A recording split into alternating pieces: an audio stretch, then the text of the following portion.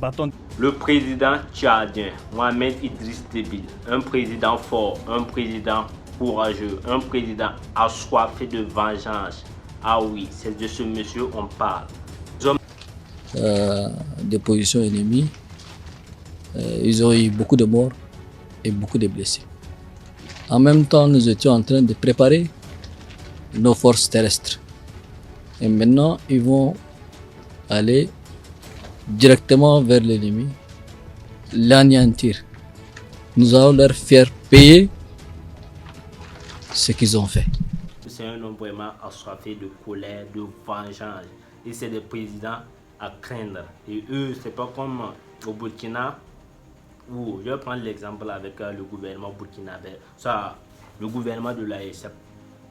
Là, au Tchad, c'est pas comme au Burkina et au Mali, où il y a des gens qui préparent des campagnes de déstabilisation et qui ont la vie sauve, on les attrape, on les affaire.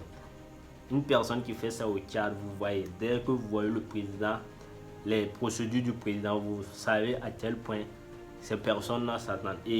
On en vient à la situation au Tchad maintenant. Le principal opposant à la junte, Yahya Dillo, est mort. Il a succombé à ses blessures après l'attaque du siège de son parti hier. Des dizaines de personnes ont été tuées selon le procureur de N'Djamena.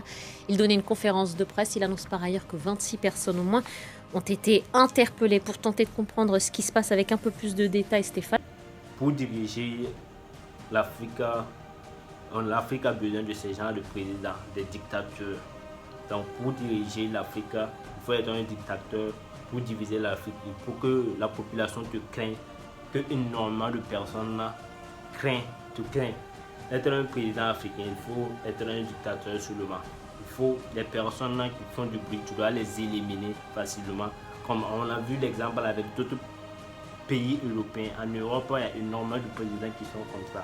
Et ils règnent par dictature. Ils s'en foutent du regard des Occidentaux, des autres. C'est en Afrique qu'un président commet ces actes. On va voir tout simplement l'Union internationale, les Human Rights et autres dire qu'ils sont en train de d'appeler la morale des gens, que la loi des terroristes, le droit humain et tout ça.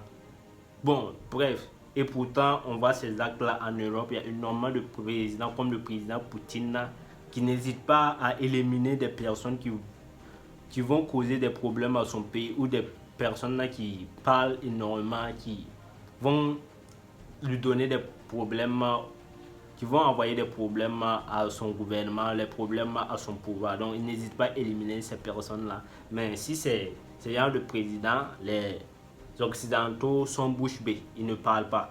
Et il suffit qu'un Africain fait ce genre de trucs et on va voir tous les médias corrompus se déchaîner contre cette personne en disant qu'il est en train de faire des trucs contre le droit humain. Lorsque des sources locales ont affirmé que les frappes tchadiennes avaient tué des pêcheurs au Nigeria par erreur la semaine dernière, le gouvernement est monté au créneau pour démentir.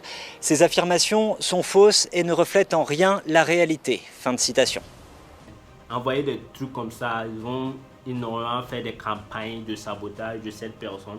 On avait vu le cas aussi au Burkina Faso, qu'ils ont dit qu'ils ont tué des civils et tout ça. Même le cas du président tchadien qui est en train de mener l'opération Askanita, sa revanche contre les terroristes de Boko Haram. On a vu des médias comme TV5 Monde et France 24 qui ont fait sortir des vidéos en disant qu'ils ont tué des civils nigériennes, qu'ils ont bombardé des civils nigériens, des actes que le gouvernement tchadien a fait sortir des actes et démenti ces faits-là, qu'ils ont tué uniquement les terroristes qui sont venus tuer les civils. Mais je ne pense pas que les gouvernements africains même doivent répondre à ces gouvernements et à ces médias mensongers.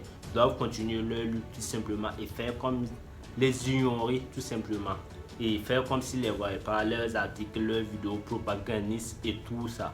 Dites-moi ce que vous en pensez sur la réaction du président tchadien, sa soif de vengeance. Dites-moi ce que vous en pensez sur sa soif de vengeance. Si c'est une bonne idée, moi si c'est une bonne idée pour qu'il se rende sur le champ de bataille pour mener la lutte avec les soldats, pour lutter contre les ennemis de l'Afrique, les terroristes tout simplement. ou si c'est une mauvaise idée. Parce qu'on avait vu le cas aussi de son père qui s'est rendu dans le champ de bataille, qui luttait aux côtés de ces hommes pour éradiquer Boko Haram, et malheureusement ça s'est mal fini.